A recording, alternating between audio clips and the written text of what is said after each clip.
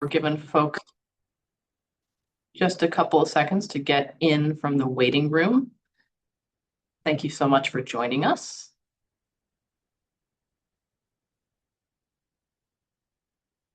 I think we're good to go.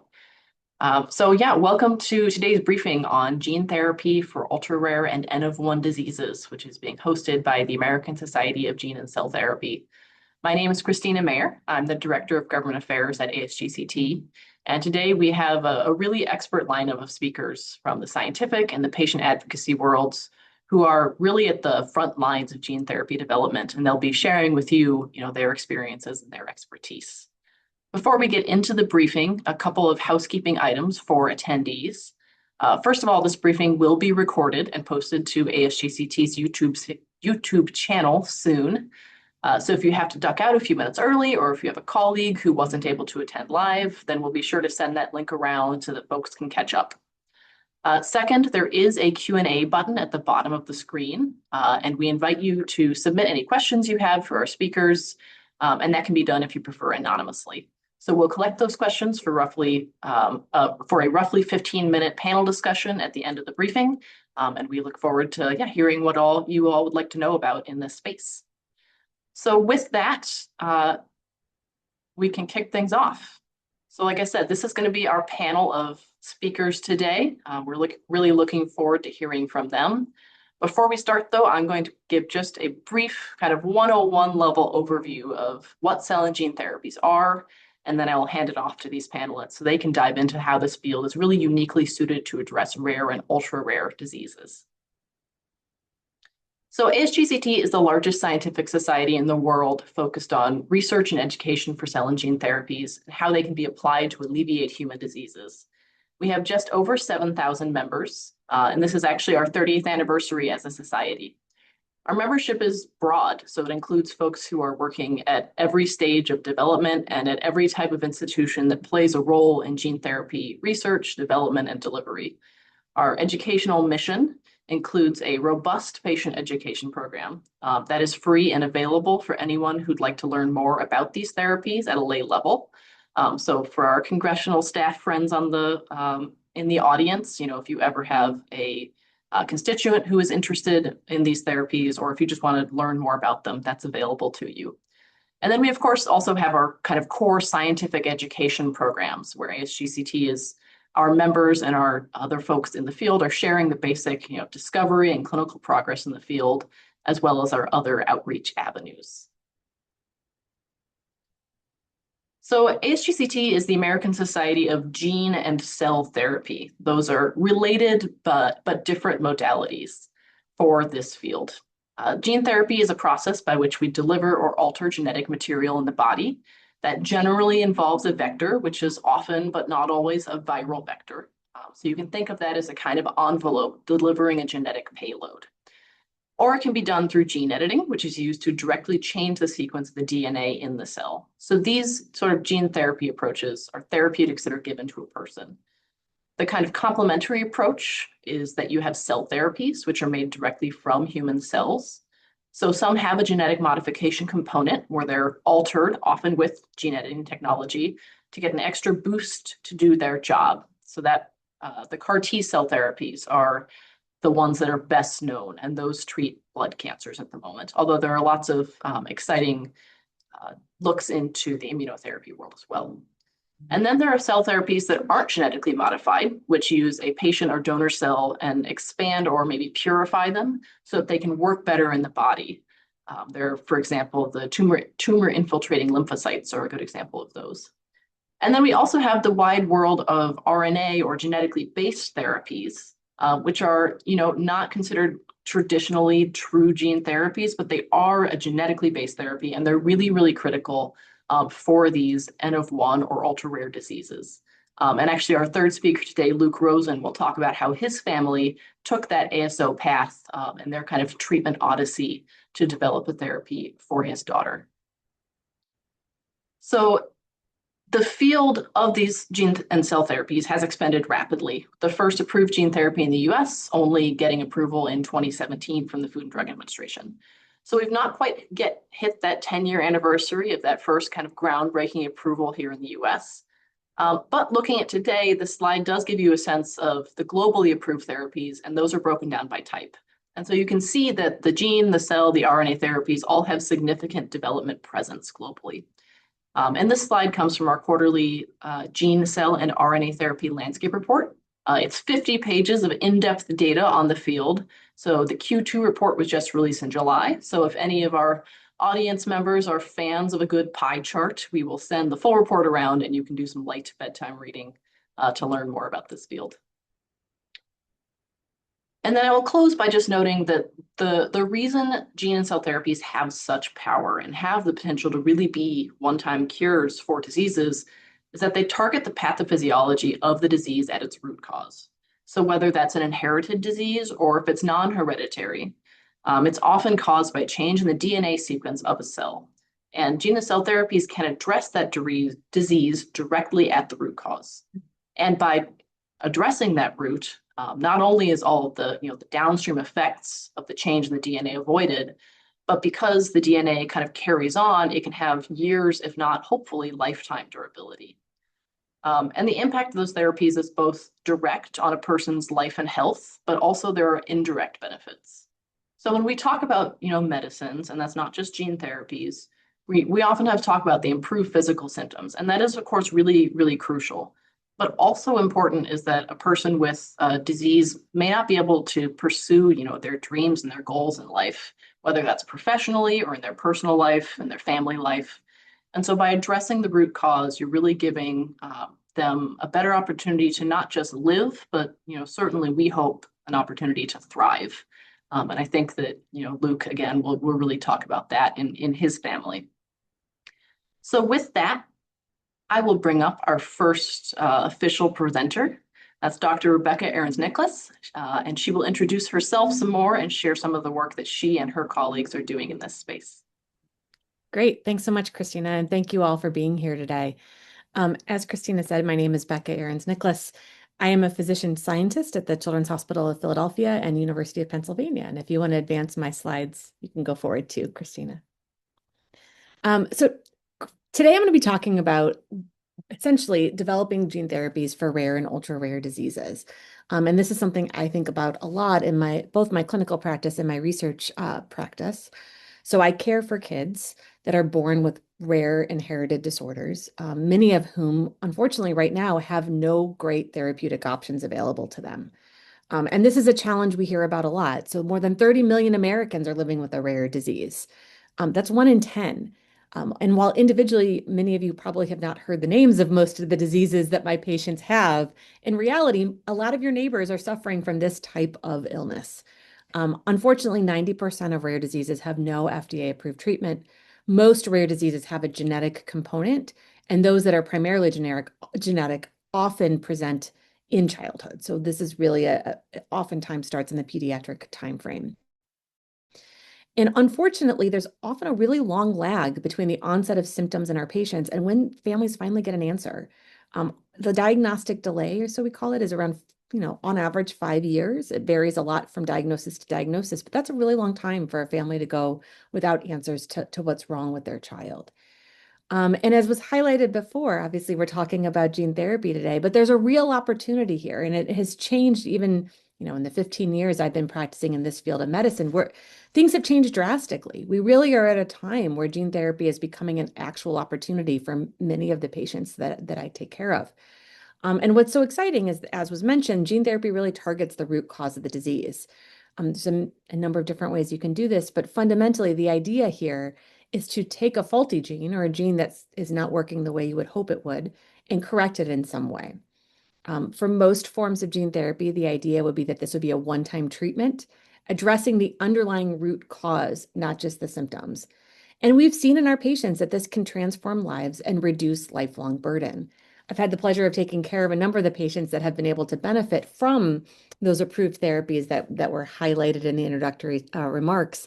And it really is transformational when a family can come in and get an approved gene therapy that changes the outcome in the course of their child's life. So how do we actually think about giving? And could you advance the slide one more? Sorry about that. What are the current approaches to gene therapies? We're going to get in the weeds a little bit here because I think it's important when we think about the infrastructure and the needs, both from a regulatory perspective, from a scientific perspective, and then from a reimbursement perspective. First, as you think about delivery method, there's a lot of different ways that you can introduce that payload. So as was mentioned, oftentimes you give a virus or some other delivery molecule that has those instructions that are faulty back to the patient.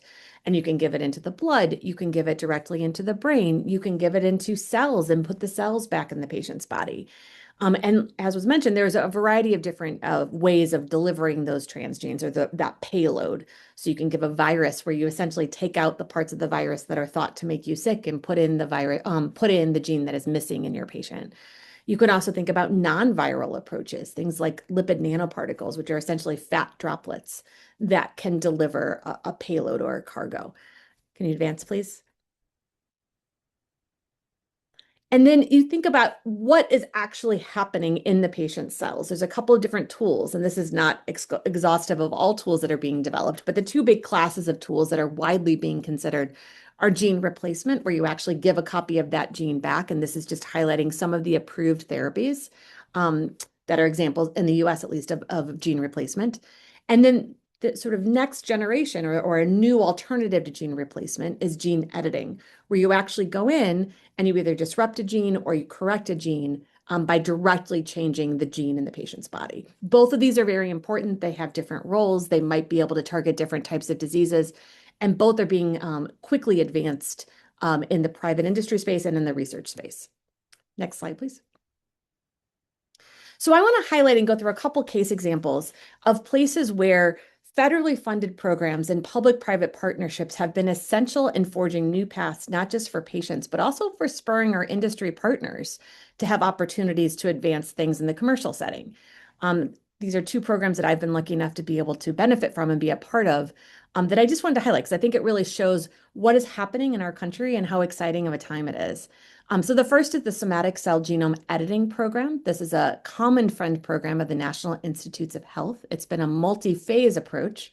And now we're currently in our second phase with a very noble overarching goal of accelerating the translation of genome editing therapies into the clinic. So this is using federally funded money, not just to stay in the research setting, but to get things into patients. So developing novel technologies, advancing the therapeutic development and studies so that the way that one moves a potential gene therapy, from cells in a dish into a patient is very intensive and has to be done very robustly. And this program has helped streamline some of those processes. Establishing new regulatory pathways to the clinic. So these therapies for especially ultra rare indications are very different than making a therapy, for example, for headaches or high cholesterol levels. Oftentimes you're making a therapy that might only be given to 20 patients in the world. So how do you go about developing a regulatory process that allows you to do this efficiently and safely, but in a way that's actually realistic for these ultra rare populations? And I'll speak to that in a minute, but this program's had a huge part in advancing this regulatory innovation. And then finally, disseminating the strategies into clinical trials. And if you can advance one, just showing the progress of this federally funded work, it's pretty amazing. So this is just looking at the pipeline of the Somatic Cell Genome Editing Consortium, and it looks similar to the pipeline of many industry-sponsored or many industry partners, right? So there's a wide variety of organs that have been targeted, showing that some of the programs of this federally funded program are targeting the liver or the brain or the eye. And what's really nice is that we've worked collaboratively through the FDA process to get towards clinical trials. But what's even more exciting is that because this is a federally funded program, it has prioritized transparency. And so these federally funded dollars are really lifting up the entire community. So you can go to the Somatic Cell Genome Editing Consortium website, download redacted regulatory documents. These are sort of oftentimes proprietary pieces of information, but here they are publicly available and everyone can learn from them. So the top, I guess, 4 rows are from work from our group and my collaborator, Kiran Musunuru, targeting a variety of different liver disorders that we think about. And we've had colleagues, both from the academic side of the world and industry, come to us and say, thank you for putting out your regulatory documents. You really helped us understand how we can do this in a more streamlined way. And just sort of thinking about the outcomes of what happens from these funds that we have put into this program. So, for example, our PKU program showed there in the top row has now been licensed to a commercial partner, and that commercial partner is moving that forward. So it has spurred industry in our country.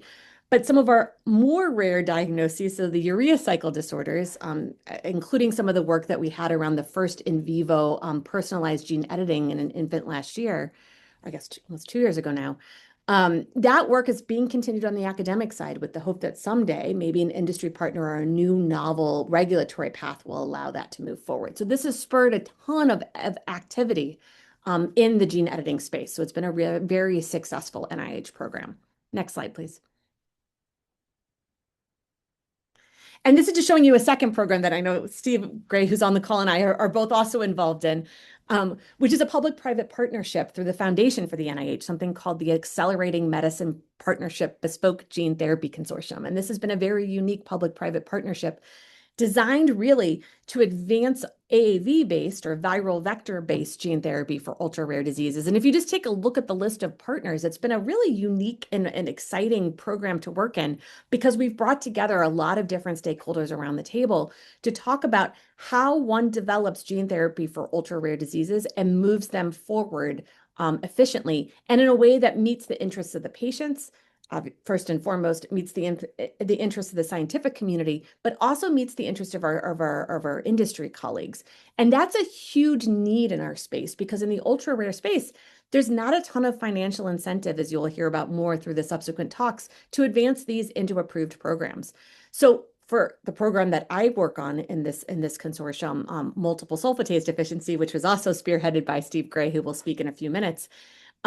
Without this federal funding to sort of buoy this program along, that program would not be able to move into clinical trials. And so it allows for key influx of resources to move ultra rare programs forward, to act as a template to allow us to develop a playbook so that other programs can follow.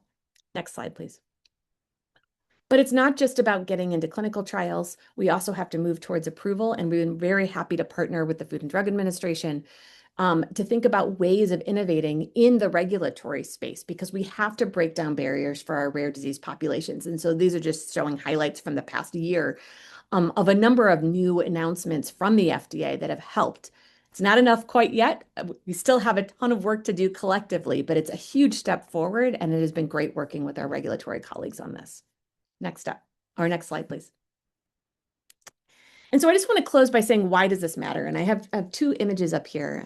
This is a little boy named Dylan, a little girl named Willow, and actually Steve Gray and I met these children a decade ago almost now, and they both had a diagnosis called multiple sulfatase deficiency, so that rare, ultra rare, unfortunately lethal disease of childhood that Steve and I have been working on through the Bespoke Gene Therapy Consortium. And their parents fought hard as advocates for them to advance the science, to move everything forward towards meaningful clinical trials.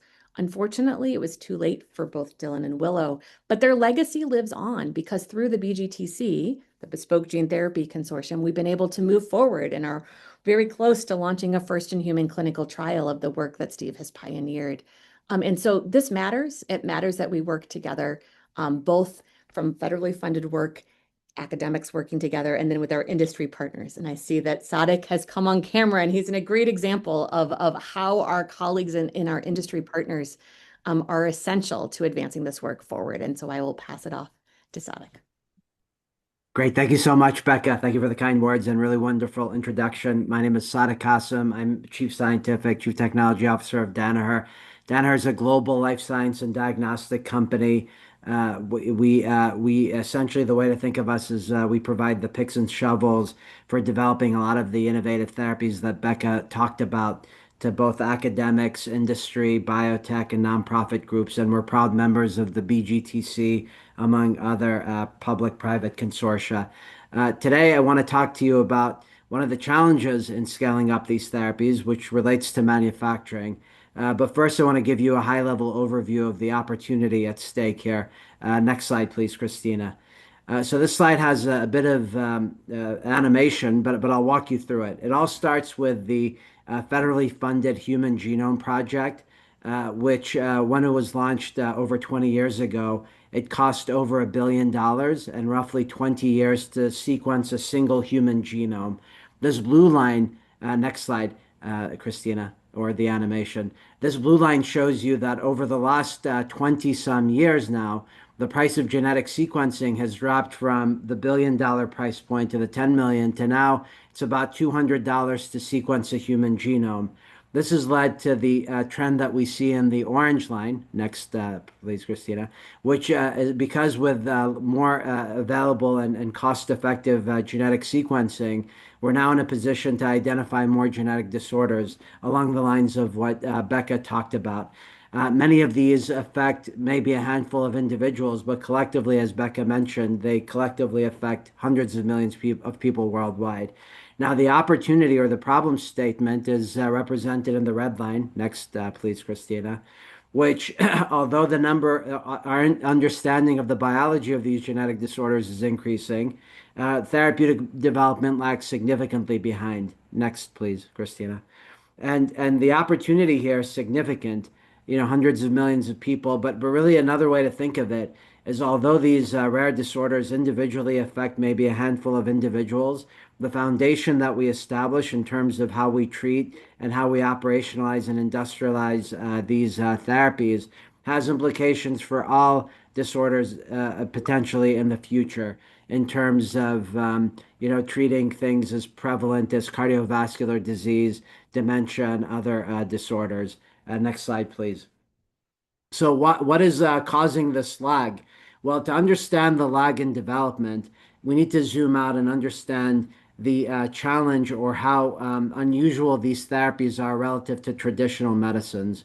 So if we look at these medicines just purely at the atomic level, so physically as entities, historically, a lot of our best drugs like aspirin, which has been available now for 100 plus years, Humira, which up until recently was the best-selling drug of all time, primarily for autoimmune disorders.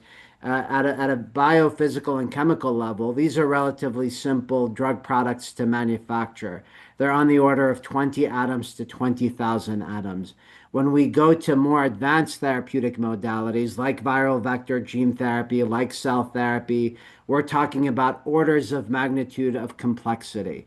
So that's just at the drug product level. But a lot of the raw materials or the ingredients that are used to make these therapies are just as complicated. Next, please, Christina.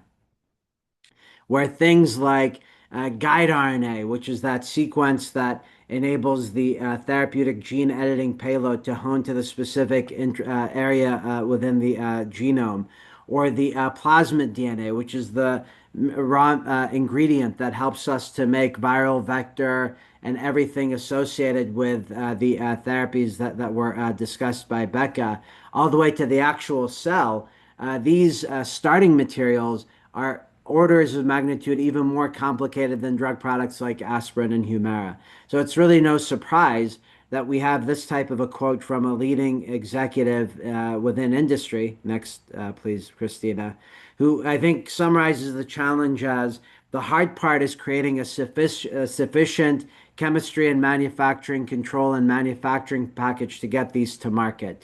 Because historically, with each new therapy and each new indication, you have to reinvent the entire manufacturing process and submit a briefing book to the regulatory agencies that's specific for that specific product.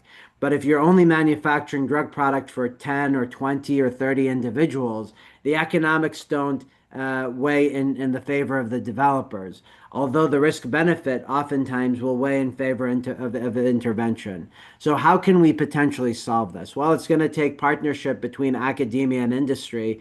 And what I'd like to leave you with in this final slide is one potential path forward of how many of us in the field are advancing this, but where I think federal funding still continues to be an important area of investment. So the idea here, and this is a playbook that will be published soon by the Alliance for Regenerative Medicines, talking about how can we streamline manufacturing for these advanced therapeutic modalities.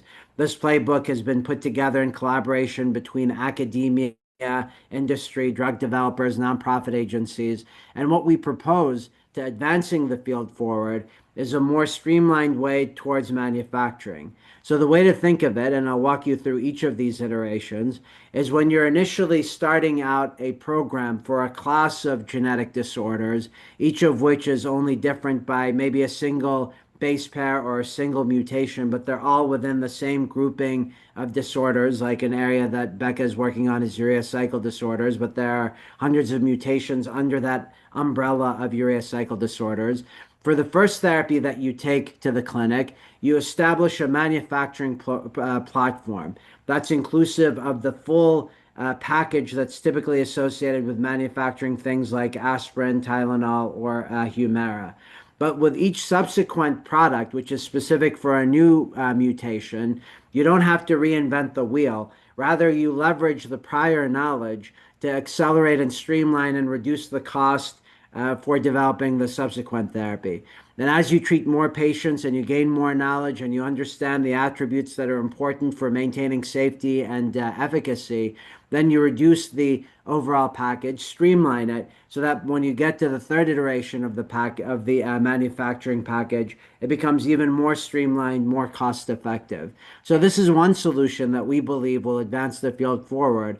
But really, to take this forward, it's going to require flexibility and collaboration on the regulatory front, on the academic front, on the government front, and on the commercial industry front. So we're very excited about the future. Obviously, these things are only going to be enabled by partnerships, and I think, we're happy to take any questions. And with that, I'll hand it over to my colleague, Dr. Stephen Gray, Luke Rosen, who will actually be talking about his own journey. So, Luke, thank you for joining. We're actually going to start with a video that kind of explains his family's experience. Great, thank you.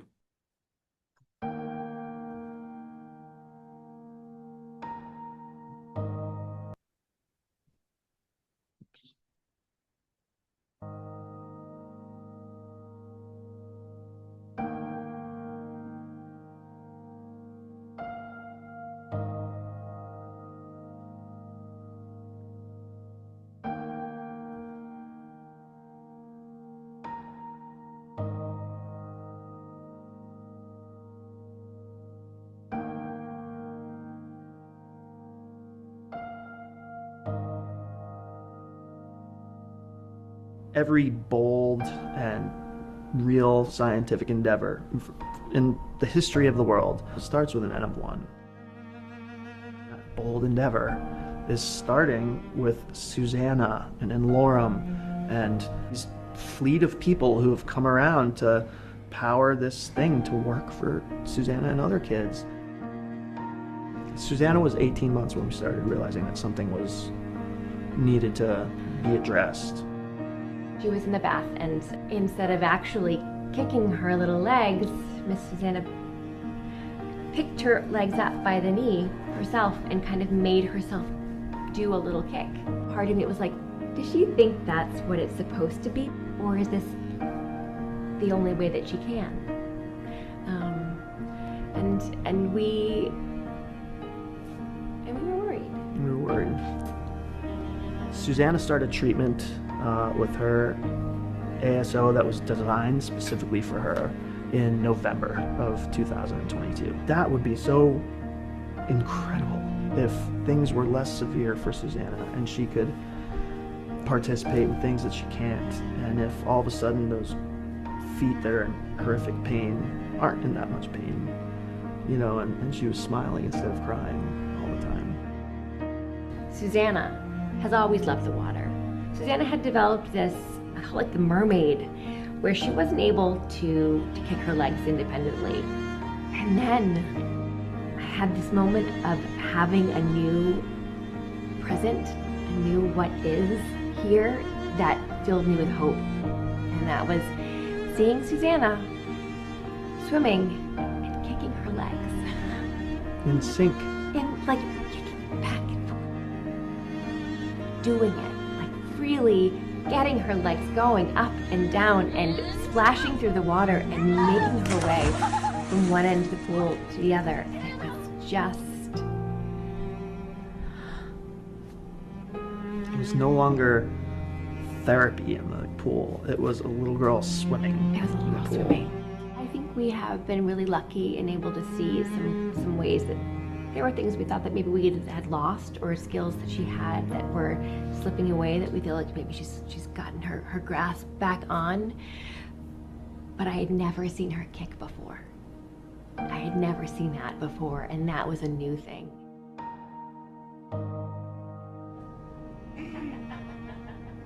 And really all we want is for her. We want her to live. That's our hope. And I am so happy with her just not getting worse. But to be so overjoyed with something new, yeah, no, it's pretty remarkable.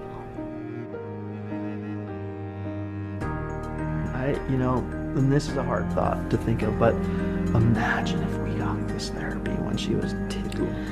Oh, Go, Susanna. Go, Susanna. Let's see you get up the way you got up before. Yes, Susanna. Yeah! Imagine if other people can have this therapy when they're 2. Here's a note from the teacher. Great day for Susanna in reading. It was my alphabet. lucky them. Yeah. But we'll Lucky take us. it. They're really lucky us. Because we have her. Dad, come on, I'll teach you how Okay. to stand up. me how to stand up too.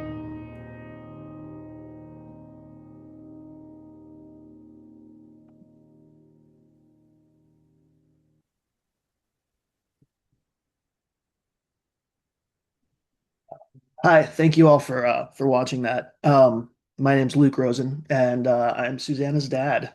And Susanna has been fortunate enough to benefit from an antisense oligonucleotide therapy, or an ASO, for she's been on drug for 4 years, and she's 12 now. And when she was diagnosed around the age of 2, we understood that she maybe had 5 years to live.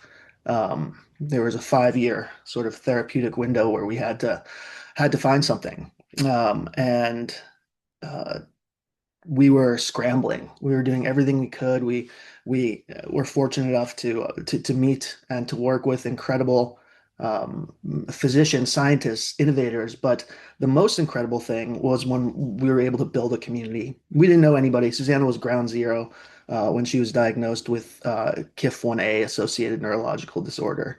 That's a mutation in her KIF1A gene, which is a vital gene for brain function. And today there are close to 600 people that we've identified because of next generation diagnostics. And so when my wife Sally, on that video you saw, said, imagine if we got this therapy for Susanna when she was 2. That is a very real thing we live with. And when we were forging ahead with all of our collaborators, and we met this incredible nonprofit called N-of-1, who were filled with experts in the field, we knew that we were taking a shot on goal that was brand new for everybody. Our doctors in the room, we were all figuring it out together because it was a new step, and our goal certainly was to, make sure that we were able to also get this treatment to as many people as we could after Susanna. Now, Susanna, her disease, I should step back and say that it's a progressive and degenerative disease, and she was, before treatment, she was having hundreds of seizures every day. She had myriad health problems. She was losing the ability to walk, to talk. She's severely cognitively impacted. And this ASO treatment, we understood that if the FDA were to allow us to move forward with it, might curb the severity and hopefully stop the progression. Now, the ASO also, of the countless medical complexities and challenges that she lives with, targeted a few of those, but we knew that it wasn't going to affect the entire disease and different domains of that disease. So we were hoping that Susanna would have the opportunity to live longer than we understood that she might. And I put these two pictures up because after diagnosis for the first several weeks, when we were in the hospital, uh, she started noticing sunsets and sunrises because she didn't sleep much. But she was just so fascinated with something that is um, every child's right to have, every person's right to have. And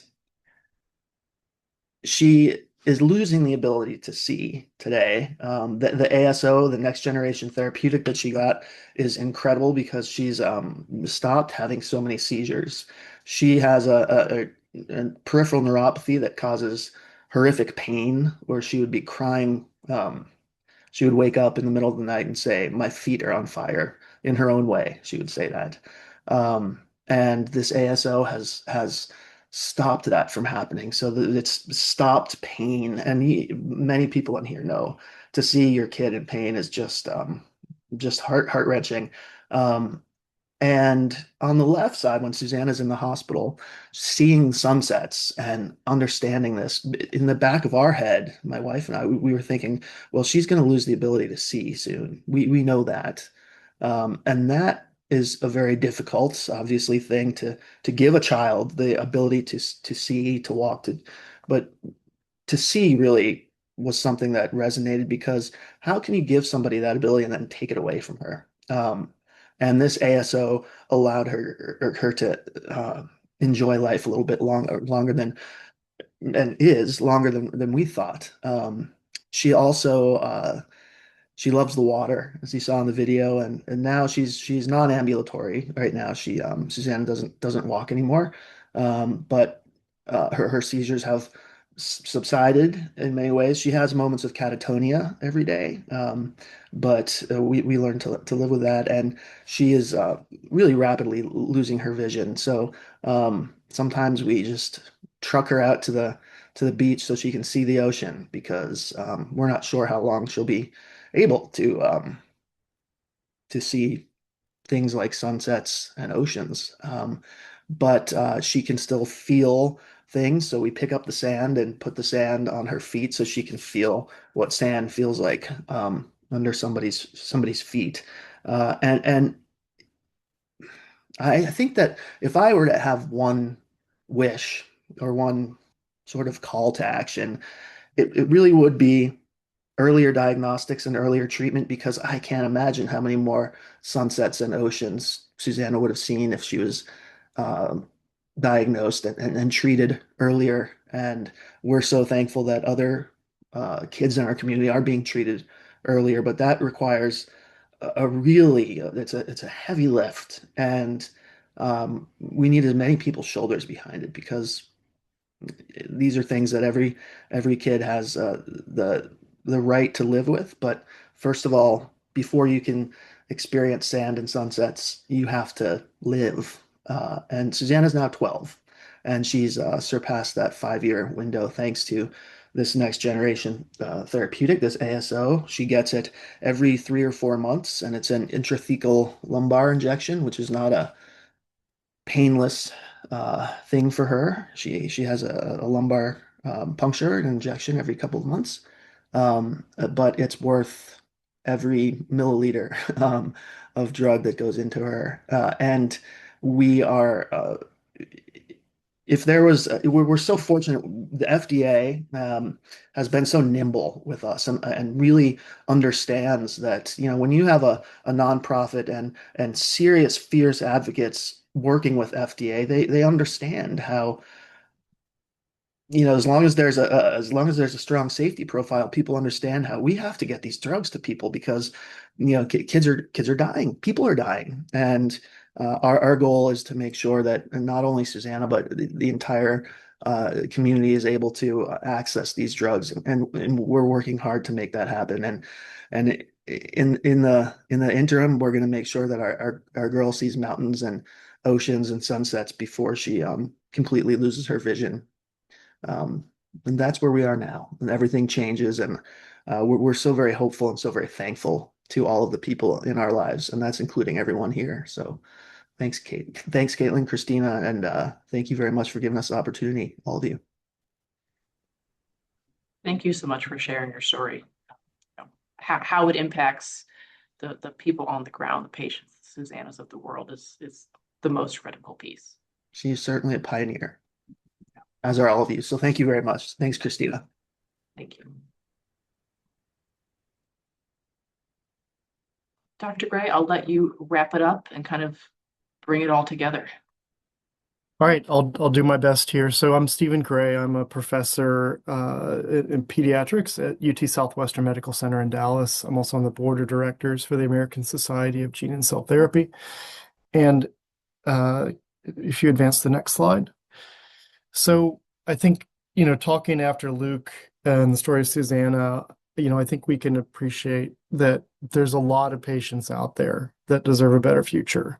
And some of the work that you've heard about, just the tip of the details you've heard about is the advances in medical technology are truly astounding. And I think what's frustrating for me, what's frustrating for Rebecca and Sadiq and the others here is there is a real feeling that we have the technology to treat so many of these diseases, but it's not happening. And so what I wanted to do to kind of conclude this is to talk about why these things aren't coming together more. If you advance. It boils down to oftentimes it's the economics of the situation. There's not enough patients for pharma involvement. The business models are very challenging. If you go to the next slide, just kind of summarize this here.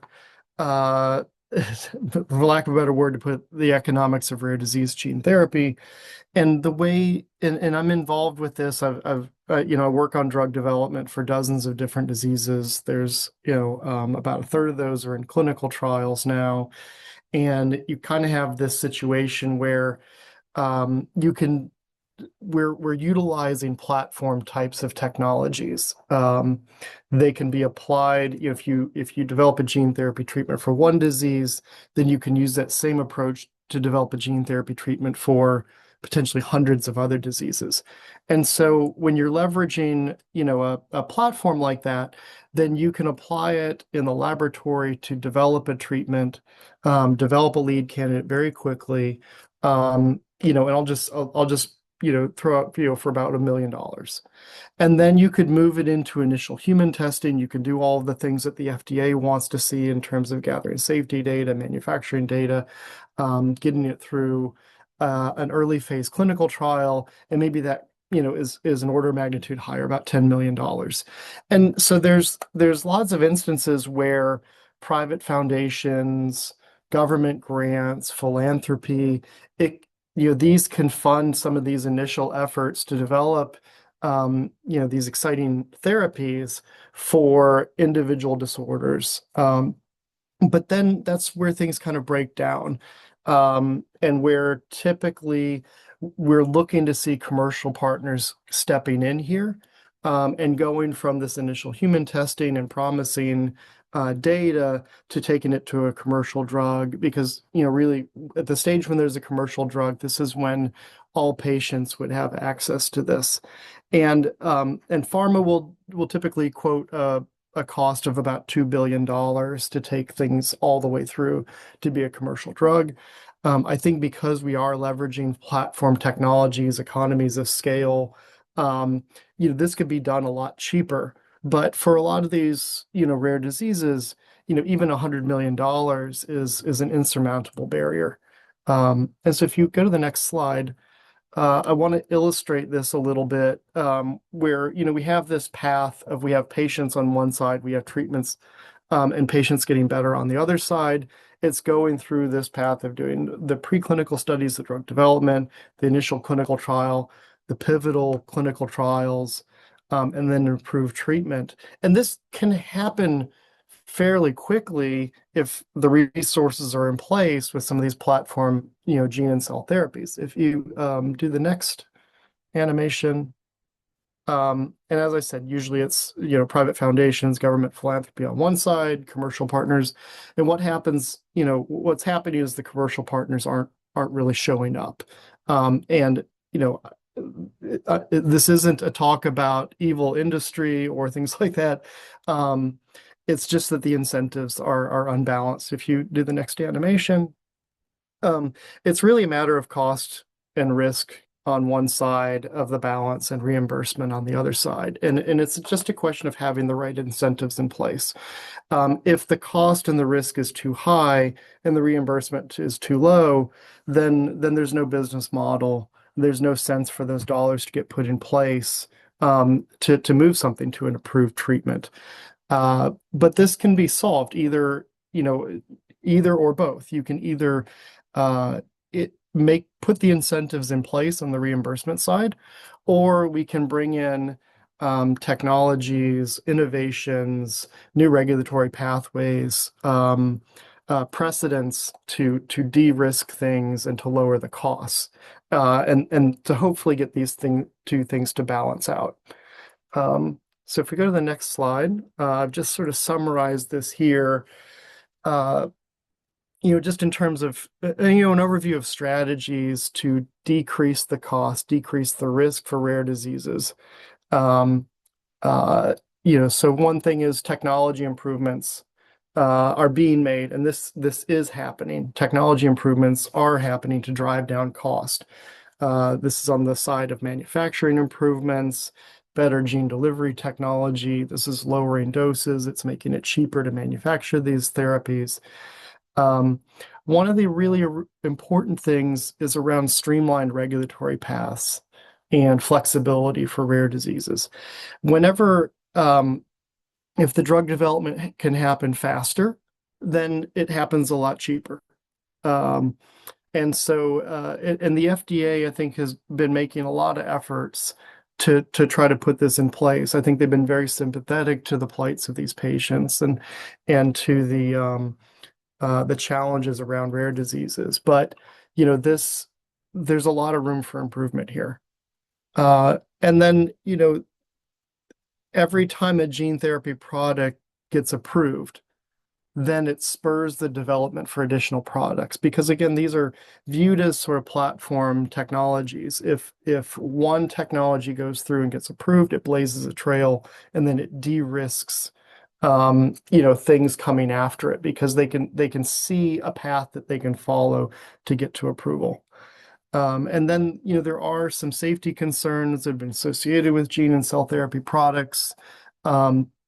And then research into these, understanding these, is also de-risking those products. And that's really happening on the research side.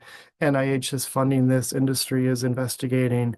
And then, really on the other side of this, we have the cost and the risk, and then we have the reimbursement. So, the reimbursement models, those are obviously very challenging. And these gene and cell therapies typically come with a high price tag. And again, that goes into the incentives that need to be in place to pay for the cost of the development. There's also a lot of thought around reimbursement models that could be put in place for some of these therapies that look promising, but they're going to have a hard time going through this formal FDA approval process. So if there's a way to reimburse some of the costs for promising treatments, before they're FDA approved. If you go to the next slide. And on the incentive side, one of the things that I think everybody in this field is enormously grateful for is the Rare Pediatric Disease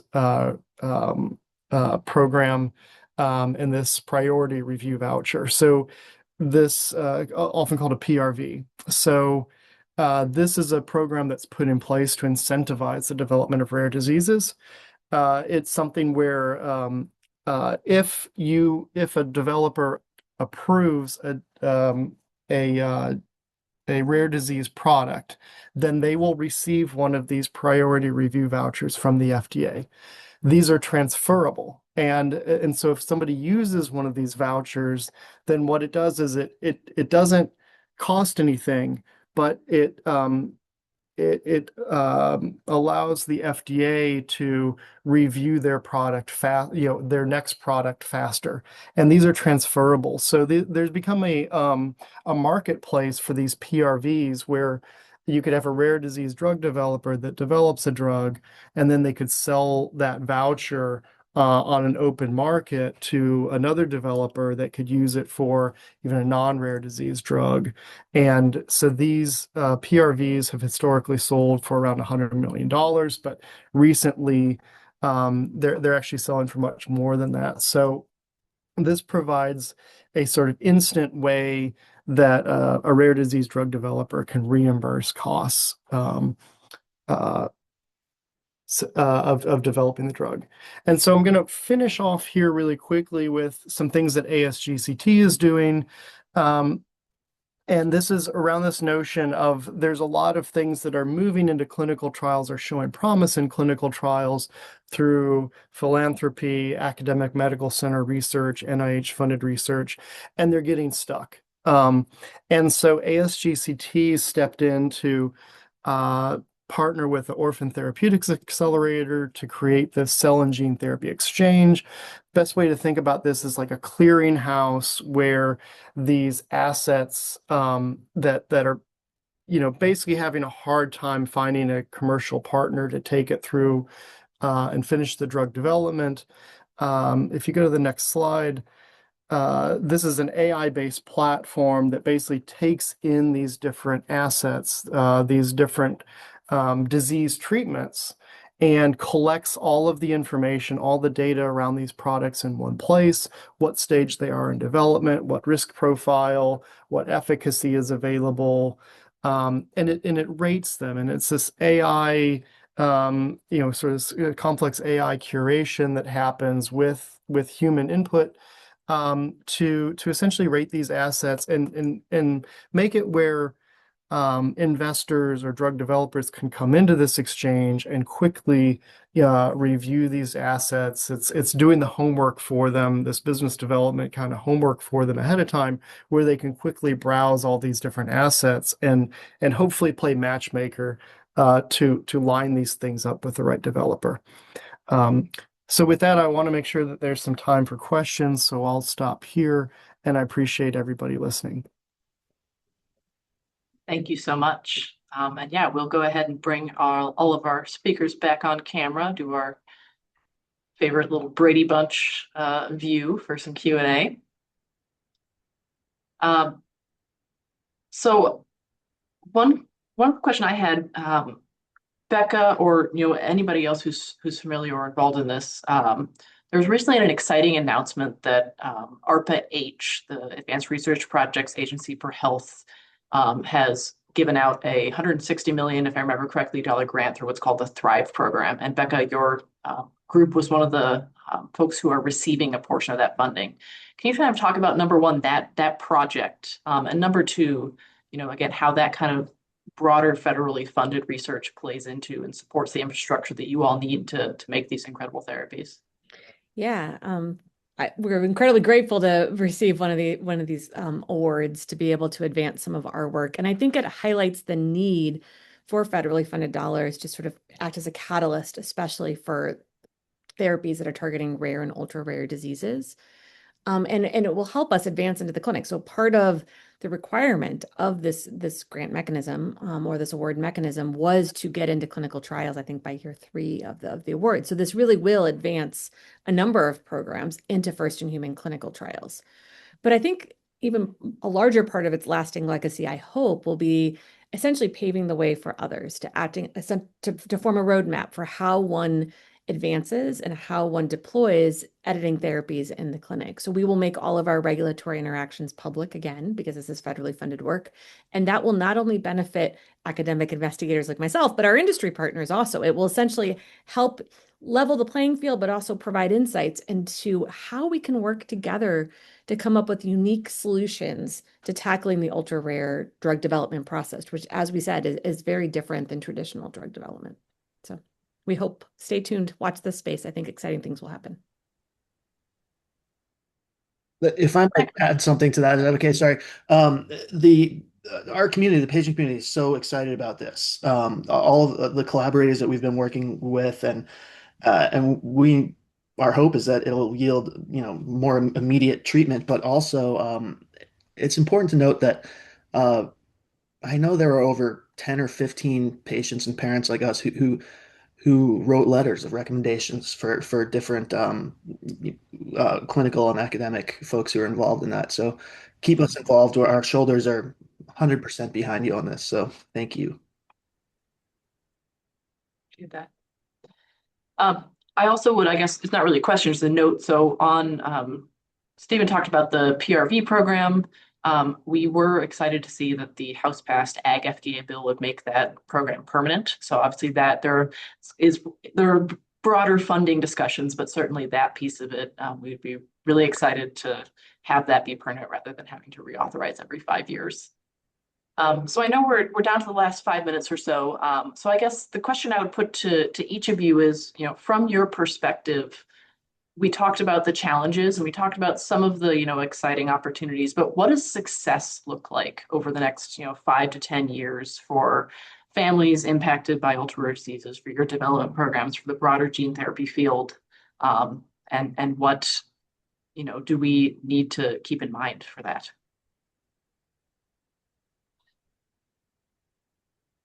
I'll just jump in. I'll say success for me is really simple, that more patients are receiving these treatments. I think that the technology is looking very exciting. There's a lot of success stories that we can point to, but it's really just a matter of access. It's a matter of access of things moving into clinical trials initially. There's barriers there, and then it's a question of access for therapies that show promise, but as I said, just can't really get to that commercial product that can be prescribed by physicians. Yeah, I'm happy to second that. I agree. I think increased access at all levels is incredibly important. To me, that is what will define our success. But beyond that, I think I would also love 5 years from now if there was an infrastructure and an environment in place such that the burden of becoming drug developers for ultra rare diseases isn't on the families of our patients with ultra rare diseases. They have enough to manage. They shouldn't have to also become, drug executives to figure out how to make this work. And so I think that if we can come up with this infrastructure and a solution that allows for quickly scaling of access to innovative therapies that doesn't require quite as much effort at the beginning from advocacy groups, for me, I think that would be a success. And building on that, success for me would be taking what to date have been really heroic efforts by people like Becca, Steve, and Luke, and making them really commonplace. And I think, everything that we've talked about, if we make an impact, would be hugely significant to patients and their families. From the diagnostic odyssey, if we can shave time from that entire journey to, coming up with actionable recommendations to, enabling therapeutic manufacturing to become as commonplace as making aspirin or Tylenol. I think those would all be success points. And I think it requires investment both from the government, from private industry, and from academia to really make it happen. But I think ARPA-H is a great example of a catalyst in the field, BGTC, that hopefully will spur really greater movement and momentum here in the space. Yeah. And yeah, I would just echo everybody's, the importance of access and accelerating that access, especially working with our global collaborators. It's really heartbreaking and difficult when somebody from a different state or a different, who's covered by Medicaid, who can't necessarily come to get treatment where we are, has to be declined or denied the treatment that is benefiting folks like Susanna. That's really difficult. And the other thing is really early access to diagnostics and treatment. Susanna's body has been through and so many others have been through so much. And imagine if we could treat them before the disease has become beyond repair. So.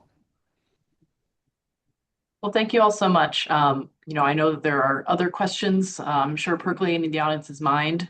Our ASGCT and our member experts are always available to you. Please do, reach out if you have additional questions. We're happy to chat and connect you with folks who know all those answers. So thank you to our speakers. Thank you to our attendees. Thank you to, she's off camera, but Caitlin McCombs, who is one of our ASGCT experts who helped put this whole briefing together. We really appreciate those of you who are able to attend, and we will follow up with more information. So thank you all. Great. Thank you so much. Thank Take care.